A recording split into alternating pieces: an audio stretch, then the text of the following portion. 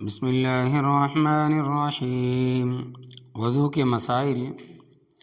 وضو مومن کا زیور ہے۔ شریعت میں ہے کہ وضو کی بہت اہمیت ہے۔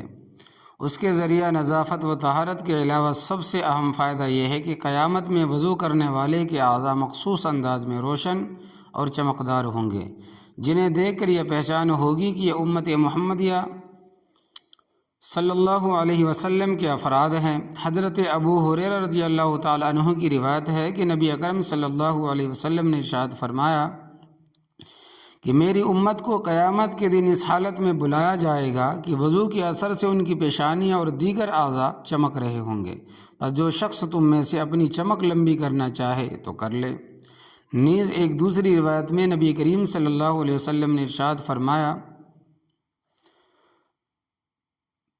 تبلغ الحلیۃ المؤمن حیث یبلغ الوضو، جہاں تک وضو کا پانی پہنچے گا وہاں تک مومن کی سجاوٹ پہنچے گی۔ اور مسلم شریف میں روایت ہے کہ ایک مرتبہ نبی کریم صلی اللہ علیہ وسلم قبرستان میں تشریف لے آئے اور آپ نے وہاں کے مرحومین کو خطاب کرتے ہوئے ارشاد فرمایا، ایمان والی جماعت کی جگہ رہنے والوں، تم پر سلامتی ہو، اور ہم بھی اگر اللہ نے چاہا ان قریب تم سے ملنے والے ہیں، اور ہماری خواہش ہے کہ ہم اپنے بھائیوں کو دیکھ لیں۔ پیغمبر علیہ الصلوۃ والسلام کی زبان سے یہ بات سن کر حاضرین صحابہ نے عرض کیا، اے اللہ کے رسول صلی اللہ علیہ وسلم، کیا ہم آپ کے بھائی نہیں ہیں؟ آپ نے ارشاد فرمایا کہ تم تو میرے صحابہ ہو، میرے بھائی وہ لوگ ہیں جو ابھی نہیں آئے۔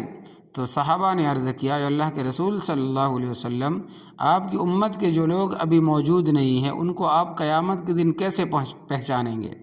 اس پر آپ صلی اللہ علیہ وسلم نے ارشاد فرمایا، تمہارا کیا خیال ہے کہ اگر کسی شخص کے ایسے گھوڑے ہوں جن کی پیشانی اور پاؤں سفید چمکدار ہو، اور بالکل سیاہ کالے گھوڑوں میں رل مل جائے، خلط ملط ہو جائے، تو کیا وہ شخص ان کے درمیان اپنے گھوڑوں کو نہیں پہچانے گا؟ صحابہ نے عرض کیا، کیوں نہیں؟ تو آپ صلی اللہ علیہ وسلم نے ارشاد فرمایا کہ وہ بعد میں آنے والی امت قیامت کے دن وضو کی وجہ سے چمکدار پیشانی اور ہاتھ پاؤں کے ساتھ آئیں گے، اور میں حوض کوثر پر ان کا انتظار کروں گا، منتظر رہوں گا۔ حضرت ابو درداء رضی اللہ تعالیٰ عنہ کی روایت ہے کہ پیغمبر علیہ الصلوۃ والسلام نے ارشاد فرمایا کہ قیامت کے دن مجھے سب سے پہلے سجدے کی اجازت ملے گی، اور میں سب سے پہلے سر اٹھاؤں گا اور اپنے سامنے دیکھوں گا تو دیگر امتوں کے درمیان اپنی امت کے لوگوں کو پہچان لوں گا۔ یہی حال پیچھے دائیں بائیں دیکھنے میں ہوگا۔ تو ایک شخص نے کہا، اللہ کے رسول صلی اللہ علیہ وسلم، حضرت نوح علیہ الصلوۃ والسلام سے لے کر آپ کی امت تک بے شمار امتوں کے درمیان آپ اپنی امت کو کیسے پہچانیں گے؟ تو آپ نے یہ کلمات ارشاد فرمائے کہ وہ وضو کے اثر سے چمکدار اعضاء والے ہوں گے، اس طرح کی چمک ان کے علاوہ کسی اور کی نہیں ہوگی، اور میں اس سے بھی پہچان لوں گا کہ ان کے نامہ اعمال ان کے داہنے ہاتھوں میں دیے جائیں گے، نیز یہ بھی پہچان ہوگی کہ ان کی اولادیں ان کے سامنے دوڑ رہی ہوں گی۔ تو ان روایات سے معلوم ہوا کہ وضو کا اہتمام آخرت میں روشنی کا باعث ہوگا، اس لیے اس سعادت کو حاصل کرنے کی نیت سے خوش دلی کے ساتھ سے وضو کا اہتمام کرنا چاہیے۔ وضو سے گناہ معاف، وضو سے گناہ صاف بھی اور معاف بھی۔ علاوہ ازیں وضو کرنے کا ایک بہت بڑا فائدہ یہ ہے کہ وضو کے پانی کے قطرات سے آدمی کے چھوٹے موٹے گناہ بھی خود بخود جھڑ جاتے ہیں۔ نبی کریم صلی اللہ علیہ وسلم نے ارشاد فرمایا کہ جب کوئی مسلمان یا مومن شخص وضو میں اپنے چہرے کو دھوتا ہے تو اس کے چہرے سے ٹپکنے والی آخری قطرے کے ساتھ وہ تمام گناہ نکل جاتے ہیں جس کو اس کی آنکھوں نے دیکھا ہے۔ پھر جب وہ اپنے ہاتھ دھوتا ہے تو اس کے ہاتھ سے ٹپکنے والے پانی کی آخری قطرے کے ساتھ وہ سب گناہ جھڑ جاتے ہیں جن کو اس کے ہاتھوں نے پکڑ کر انجام دیا۔ پھر جب وہ پیروں کو دھوتا ہے تو اس کے پیروں کے پانی کے ساتھ ساتھ وہ گناہ بھی دھل جاتے ہیں جنہیں اس نے اپنے پیروں سے چل کر انجام دیا، تاکہ وہ گناہوں سے بالکل پاک صاف ہو کر وضو سے فارغ ہوتا ہے۔ امیر المؤمنین سیدنا حضرت عثمان غنی رضی اللہ تعالیٰ عنہ خاص طور پر سنت کے مطابق وضو کی عملی تعلیم دیا کرتے تھے۔ ایک مرتبہ آپ نے وضو کا پانی منگا کر وضو فرمایا، پھر ہنسنے لگے اور حاضرین سے فرمایا، تم مجھ سے یہ کیوں نہیں پوچھتے کہ میں کیوں ہنس رہا ہوں؟ تو ان لوگوں نے سوال کیا کہ امیر المؤمنین، آپ کو کس بات نے ہنسایا؟ تو حضرت عثمان غنی رضی اللہ تعالیٰ عنہ نے ارشاد فرمایا کہ میں نے نبی کریم صلی اللہ علیہ وسلم کو اسی طرح وضو کے بعد ہنستے ہوئے دیکھا۔ تو آپ صلی اللہ علیہ وسلم نے بھی حاضرین سے یہی سوال کیا تھا کہ مجھ سے یہ کیوں نہیں پوچھتے کہ کس چیز نے مجھے ہنسایا؟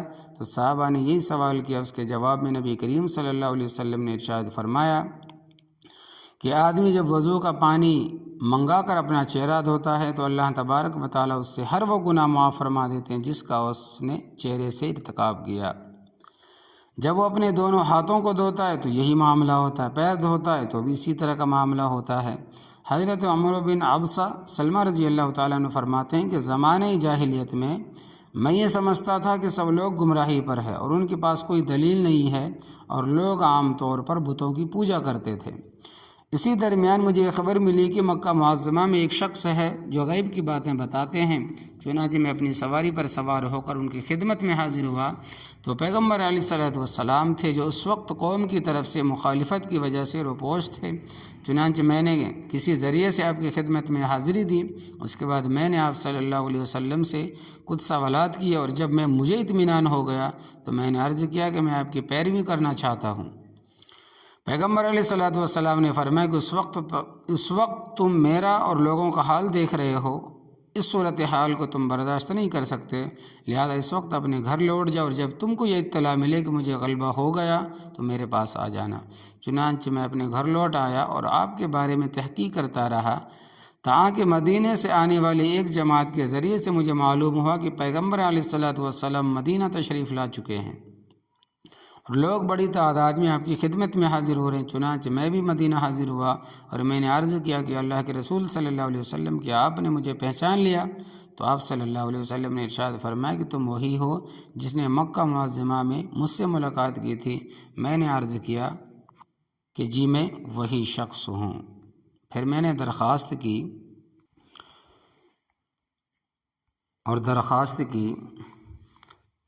اے نبی علیہ السلام، اللہ کے نبی، آپ مجھے وہ بات بتلائیے جو اللہ تبارک و تعالیٰ نے آپ کو سکھلائی ہے، اور میں اس سے ناواقف ہوں۔ آپ مجھے نمازوں کے اوقات کے بارے میں بتائیے۔ چنانچہ پیغمبر علیہ السلام نے 5 نمازوں کے اوقات بتفصیل مجھے بتائے۔ اس کے بعد میں نے عرض کیا اے اللہ کے نبی، وضو کے بارے میں مجھے بتائیے۔ تو آپ نے ارشاد فرمایا کہ تم میں سے جو شخص بھی وضو کا پانی لے کر کلی کرے اور ناک میں پانی ڈالے، پھر ناک چھینکے، اس کے چہرے، منہ اور ہر ناک کے باسوں سے گناہ جھڑتے ہیں۔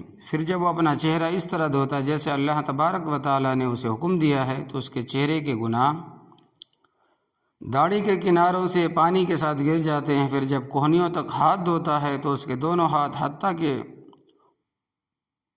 پوروں کے گناہ پانی کے ساتھ بہہ جاتے ہیں۔ پھر جب سر پر مسح کرتا ہے تو اس کے سر کے گناہ بالوں کے کناروں سے پانی کے ساتھ جھڑ جاتے ہیں۔ پھر جب وہ ٹخنوں تک اپنے دونوں پیر دھوتا ہے تو اس کے دونوں پیر حتیٰ کہ انگلیوں کے گناہ بھی پانی کے ساتھ جھڑ جاتے ہیں۔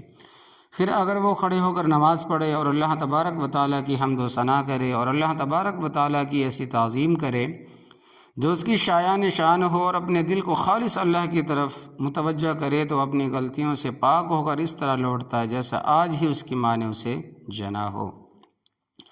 تو اسی روایت میں آگے یہ بھی ہے کہ حضرت عمر بن عبسہ رضی اللہ تعالیٰ عنہ نے جب یہ حدیث صحابی رسول حضرت ابو امامہ رضی اللہ تعالیٰ عنہ کو سنائی تو انہیں بڑا تعجب ہوا۔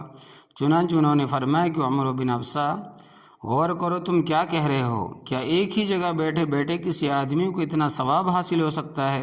یہ سن کر حضرت عمر بن عبسہ رضی اللہ تعالیٰ عنہ فرمانے لگے کہ ابو امامہ، مجھ پر بڑھاپا آ گیا، میری ہڈیاں کمزور ہو چلیں اور میری وفات کا وقت قریب آ چکا۔ اس حالت میں مجھے اللہ تبارک و تعالیٰ یا اس کے رسول پر جھوٹ بولنے کی کوئی ضرورت نہیں ہے، جھوٹ بولنے کی کوئی ضرورت نہیں۔ اگر میں نے یہ حدیث پیغمبر علیہ السلام سے 1-2 نہیں بلکہ کم از کم 7 مرتبہ نہ سنی ہوتی تو میں کبھی بھی اسے بیان نہ کرتا، لیکن بات یہ ہے کہ میں نے اس سے زیادہ مرتبہ یہ بات پیغمبر علیہ السلام سے سن رکھی ہے۔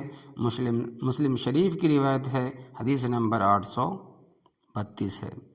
تو اس روایات سے اندازہ لگایا جا سکتا ہے کہ وضو کے ذریعے انسان کتنی سعادتیں حاصل کر سکتا ہے، لیکن یہ ضروری ہے کہ وضو کامل مکمل ہو اور اعضاء مشغولہ کا کوئی بھی حصہ تر ہونے سے نہ رہ جائے، اور وضو کرتے وقت سنن و آداب کی پوری رعایت رکھی جائے، اور موسم ناموافق کیوں نہ ہو پھر بھی مکمل وضو کا اہتمام کیا جائے۔ اس پر احادیث میں بڑی بشارتیں سنائی گئی ہیں۔